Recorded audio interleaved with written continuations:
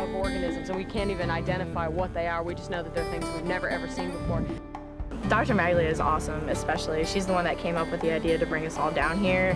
There's no way these kids would ever get the kind of opportunity to see some of these organisms.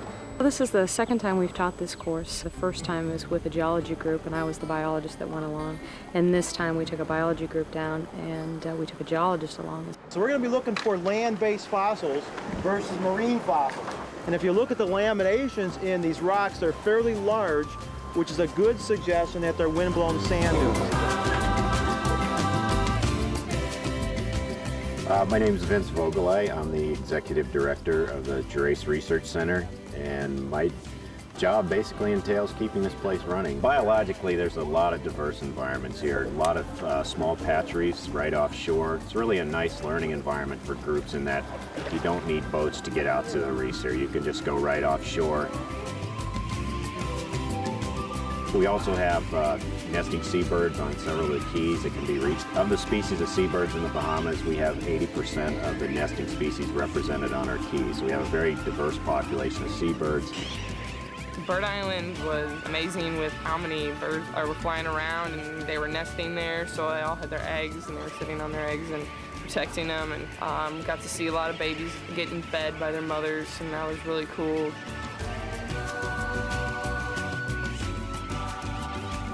We have one of the rarest iguanas in the world that's found out on one of the keys. Only 600 or 700 of them left in existence, so that's another unique environment for people to study. Once you take them out of the classroom and you bring them into the field and they're moving the biology and they're submerged in the biology, they tend to be more social, they're having more fun. So we're going on hikes and we're going swimming and doing all these things, but in the process they're learning so much, and they're learning from one another, they're learning from their environment, they're learning from us, and it becomes a much more effective environment for students to learn in. In addition, we have them do their own research projects where they pick an area of biodiversity that they're interested in studying, and then they apply it to a project that they conduct while they're down here on the island.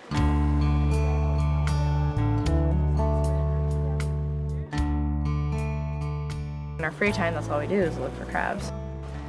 They actually have a personality. You know, some crabs, if you poke at them, they'll stay real still. With other ones, you gotta chase them around, which makes doing the project more fun, where there's more stuff to do. Oh, he's there. Oh, he's gone. Whoa. See his eyes? Yeah.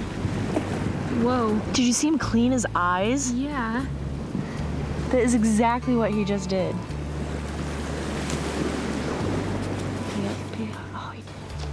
Yeah, we had a heck of a time. They bury themselves. I can't believe you got him. He's beautiful. How they clean their eyes. Oh, because of the sand. Yeah. We were walking back, and this guy almost crawled up my leg as we were walking, and I'm like, ah, freaking out. And Jenna's like, oh my God, we gotta get it, it's a big one. He did it. Oh my God, he did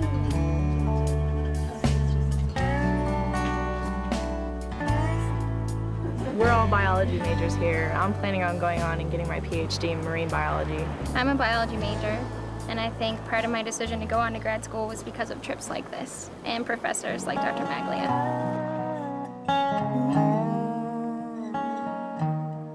Last night we did a night dive with glow sticks on the students and had them go into the water and did a night snorkel, and they can, you know, always remember that they were lit up with glow sticks in the middle of the Caribbean in the middle of the night swimming around looking for lobsters. And I think that's part of what I hope that they remember somewhere in their heart. This was a really enjoyable experience for them, and when they think about that enjoyment, I hope that they think about biology a little bit, and that they have a little bit of a good feeling about biology because they did this and learning biology because they did this field trip. People come out here and they go on trips like that and they take this class and they realize maybe I want to look at crabs for the rest of my life, and this is something that they really become passionate about. Now I look at different tidal pools, I can walk along the beach and point out, you know, the different species of crab, and that's when I think you really get passionate about your work is when you can just point to something and say, that's what that is, without having a field guide with you.